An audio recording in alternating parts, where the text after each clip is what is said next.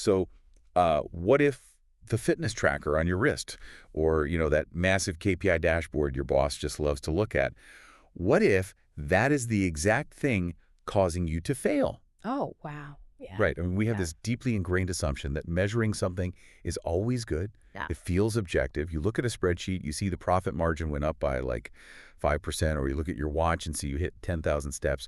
You just point to it and say, there it is, proof of success. It is incredibly comforting, honestly. Yeah. We've been trained to believe that, if you can app measure it, you can app manage it. So we turn literally everything into a metric or a target or a grade. But today, we are taking a deep dive into a really fascinating stack of research and some field reports from an organization called Unity Effect. Mm-hmm. And they are suggesting that our obsession with measuring success might actually be destroying the very systems we are trying to improve. Yeah, it's a pretty bold claim. It is. And to figure out how to fix this, we're going to have to rethink the very definition of a skill, completely abandon the way we've been taught to track progress, and, well, look at some wild, real-world data that proves treating people like a living ecosystem rather than, an industrial machine actually boosts the bottom line. It really is a fundamental shift in worldview. So Unity Effect, they work in a field called MANL, Okay. which is monitoring, evaluation, and learning.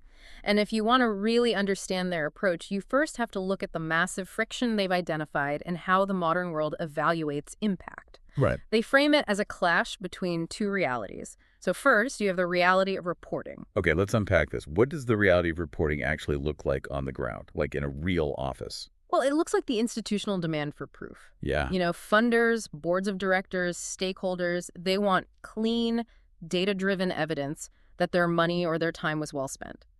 And this demand usually takes the form of something called a log frame. A log frame. Okay, that sounds like something out of like a 1990s IT manual. What is that? Yeah, it does. It stands for a logical framework. Okay. It is essentially a giant, rigid grid that forces a project into a linear cause and effect model. It basically says, if we input X dollars and Y hours, we will output exactly Z results. Got it. It demands short-term, highly visible metrics. So if you are a nonprofit, you count the number of meals delivered. If you are a corporation, you count the number of widgets sold this quarter. Right. Yeah. Which sounds reasonable on the surface, I guess, but I'm assuming the problem is that this reality of reporting crashes into the second reality. Precisely. It crashes into the reality of the planet because real change, whether it's in a global supply chain or even just your own personal health journey, it happens in complex, living, interconnected systems. Yeah. Human beings are not vending machines where you put a dollar in and get a predictable outcome out. Right. So traditional evaluation forces this complex reality into a tiny rigid box. And Unity Effect actually calls this traditional approach extractive. Yes. Which is a heavy word. I mean, it implies we are literally mining data out of people at their expense. Because we often are. I mean, organizations become so fixated on counting the immediate visible outcomes, what Unity Effect calls the fruits of a project, that they completely ignore the underlying conditions that produce those outcomes in the first place. Let me see if I can bring this down to earth with an analogy. Sure. So traditional extractive evaluation is basically like taking a photo of an apple tree, counting exactly how many apples it produced today, and writing a report calling the farm a massive success. Right. Meanwhile, you're completely ignoring the fact that the soil is toxic, the roots are rotting, and the farmers are like completely burned out and about to quit. Exactly. You got the apples today, but the farm is going to collapse tomorrow. And this is where Unity Effect pivots. They ask a question that turns the whole industry upside down. They ask, what if evaluation wasn't just a thermometer taking the temperature of a project? Okay. What if evaluation was an intervention in itself? Wait, an intervention, meaning the act of measuring actually does something to the people being measured. Yes, exactly. They propose a model called regenerative evaluation. Regenerative evaluation. Right.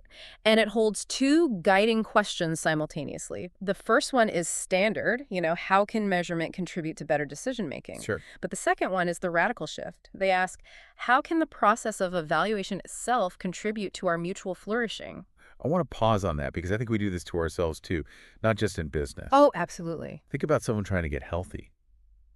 They obsess over the hard numbers on the scale every single morning. Like that's their log frame. Yep. And maybe the number goes down, so they count it as a success, completely ignoring that they're exhausted, their joints hurt, and they are mentally miserable. The measurement process itself is making them unhealthier. That is a brilliant translation of the concept. You are literally degrading your own soil to get a temporary fruit. Wow. So regenerative evaluation aims to transform measurement from a sterile audit into a tool that actively fosters well-being. But, having a philosophy is one thing, but executing it is another. Hmm. If we are abandoning the rigid spreadsheets and the simple cause and effect log frames, how do we actually track progress? Right. If I'm a manager trying to see if my team is succeeding and I'm not just counting the widgets they produced, what am I looking at? We need a completely different map. And Unity Effect built one. They call it the capacity compass. The capacity compass. Yeah. It is a framework specifically designed to make the invisible drivers of success, the things that actually sustain the ecosystem, visible and measurable. Here's where it gets really interesting, because looking at this compass, it measures things that the corporate world historically dismisses as soft skills. Oh, yeah. Things like trust, resilience, purpose. I can imagine data scientists getting very nervous trying to quantify this stuff. How do they organize it so it doesn't just feel like a random list of nice adjectives? They ground the capacity compass in something called Ken Wilber's equal model. Okay, I have seen that acronym in the reading, and I need you to translate it for me. What is AQUAL? It stands for all quadrants, all levels. Okay. It is a foundational concept in integral theory, but to avoid getting bogged down in academic jargon, let's just look at how it functions. It essentially argues that if you want to understand any human endeavor, you have to look at it through 4 specific lenses or quadrants. Right. You have to look at the individual, the collective, the internal, and the external. Give me an example. Let's say I'm in a tense strategy meeting at work. How do those 4 quadrants apply to that room? Perfect scenario. So the first quadrant is inner wholeness. That's the individual internal perspective. In that meeting, that is your personal anxiety, your subjective values, your inner clarity. Right. It's invisible to everyone else, but it's completely driving your behavior. Yeah, that makes sense. Then the second quadrant is living into potential. That is the individual external perspective. That's what people can actually see you doing. Okay, like my actions. Exactly. Your typing speed, the words you use, your physical posture in the chair. So that covers me as a person, my hidden thoughts and my visible actions. What about the rest of the room? That moves us to the collective. The third quadrant is relating to the world. Okay. This is the collective internal perspective. This is the shared culture of the room. It is the unwritten rules, the level of relational trust, the psychological safety among the team. Which is huge, but very hard to see. Exactly. And finally, the fourth quadrant is acting jointly. The collective external perspective. These are the visible systems. The rigid agenda of the meeting, the org chart, the software you are using to present. I see. So if an evaluator only measures the 4th quadrant, like did we finish the agenda on time? Right. They miss the fact that the 1st and 3rd quadrants, personal burnout and team trust, are completely collapsing. Exactly. The capacity compass uses those 4 quadrants to map 28 core capacities to ensure nothing is missed. Oh, 28. Yeah. There are 16 individual capacities, like self-compassion and emotional self-regulation, and 12 collective capacities, like intrinsic motivation and external collaboration. Okay, but looking through their glossary, I have to stop and ask you about a very specific distinction they make. Sure. Because the text takes great pains to separate 3 words that most of us just use interchangeably: potential, capacity, and capability. Yes. Why is separating those 3 words so crucial to their framework? This raises an important point because if you don't understand that distinction, you really can't understand how human development actually happens. Think of it as a sequence. Let's start with potential. There. Unity Effect defines potential as raw, latent ability. It is what inherently exists within an individual or a group, but it hasn't been brought to the surface yet. So if I buy a beautiful top-of-line acoustic guitar, that instrument has the potential to make amazing music. But right now, it's just wood and steel sitting in a case. Yes, perfect. Now, the next step is capacity. Capacity is that raw ability cultivated through learning, experience, and resources. It is the developed readiness to perform. So building capacity is me actually taking guitar lessons. It's putting in the hours. I am cultivating my readiness to play chords and read sheet music. Spot on. And finally, you reach capability. Capability is the successful applied action of that capacity in a specific real-world context. So capability is me getting up on stage at an open mic night and actually playing a song well, adjusting to the bad acoustics of the room and like a noisy crowd. Exactly. Now, apply that sequence to a business. Why do so many projects fail? Because managers demand capability, the open mic performance, Yeah. without ever investing in the capacity, the lessons. Oh, man.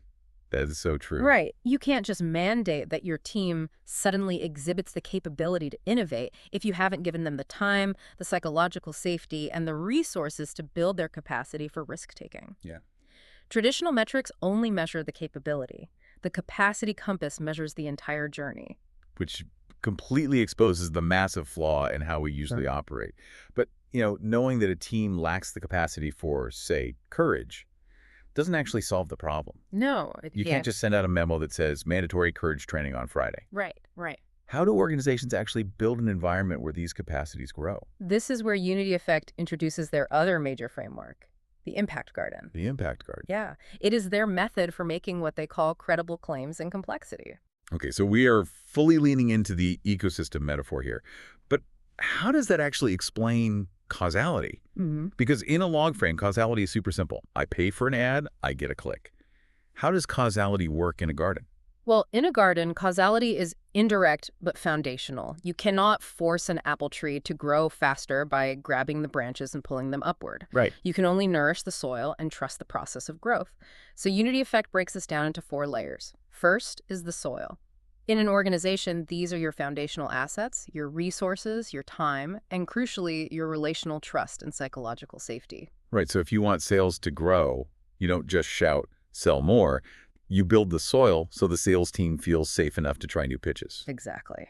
Next is the water. This represents adaptive management and continuous learning.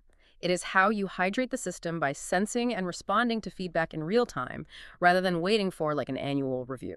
Then you have the fruits. These are your direct outcomes, the immediate results of your interventions.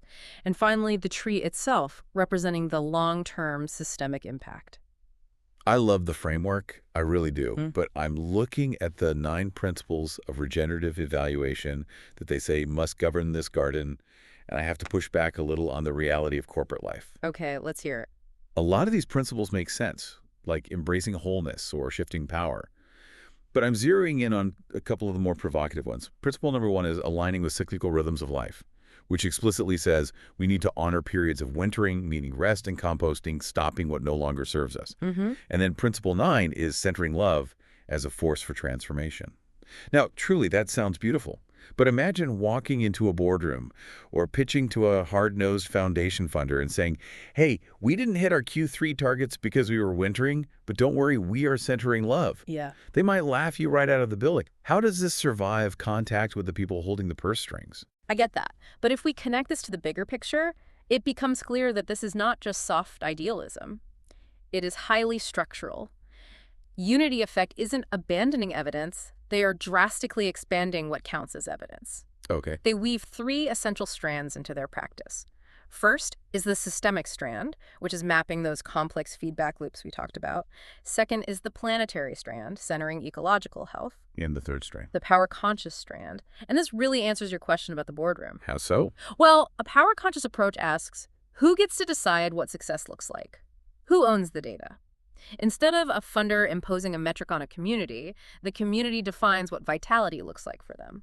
And Unity Effect operationalizes this through a rigorous 3-phase cycle: grounding, tending, and harvesting. Okay, but what does tending actually mean for an evaluator on a Tuesday afternoon? Like, how does that appease the funder who wants hard numbers? Because the process is backed by serious data science, when they measure things in the capacity compass, they aren't using, BuzzFeed-style personality quizzes. Right. They are using an item library of around 75 academically validated psychometric assessments. Wait, how do you validate an assessment on something like inner clarity? By cross-referencing thousands of data points across diverse populations to ensure the questions actually measure what they claim to measure, rather than just capturing self-reported bias. Oh, wow. Yeah, they generate what they call defensible narratives, so they can go to a funder and say, we didn't just center love conceptually. We have psychometric data proving that by fostering a culture of high relational trust, our team's capacity for engaging with complexity increased by 22%, which directly enabled us to pivot our strategy and deliver this systemic outcome. That's amazing. It tracks the root causes of success, not just the symptoms. So they have the math to prove that treating people like human beings actually works better. Yeah. But let's look at the real-world data, because we have their portfolio of practice-based evidence. These are case studies where they've actually deployed this. Mm. And the one that really caught my eye was the Kofi Annan Changemakers Initiative. Oh, that is a perfect example of overcoming the measurement paradox. Because the foundation wanted to evaluate a year-long leadership program to see if it was cultivating ethical leadership and specifically values like humility. Right. When I read that, I couldn't comprehend how you measure that. If you send out a standard survey and ask someone to rate their own humility from 1 to 5, anyone who circles 5 is probably failing the test. Exactly. It's absurd. What's fascinating here is how Unity Effect used the capacity compass as a translation layer. They took the foundation's broad legacy values and mapped them to specific observable capacities from their framework. Okay. But the real genius, and this speaks to that tending phase we discussed, is how they collected the data. Right. They didn't send out an extractive survey that just drains the participants' time. No, they turned the data collection into a developmental experience. They gathered the necessary data during one-on-one coaching calls. So instead of filling out a form, the participant is talking to a coach, reflecting on their year, figuring out their own roadblocks. Yes, the participant is getting incredibly valuable leadership development. Yeah. Meanwhile, the coach, who is also the evaluator, is listening, asking reflective questions, and noting the demonstration of capacities like humility or self-awareness based on a rigorous rubric. Wow. It directly applies Principle 4, shift power and center marginalized voices. The measurement itself was the intervention. I want to highlight 2 other striking examples from their field reports that really cement this point. There's the Future Skills Journey they did with the Joachim Hirst Foundation. They worked with young adults navigating career transitions, and they actively measured capacities like courage and optimism. Yeah. Imagine an evaluation report where the core deliverable is we increased optimism.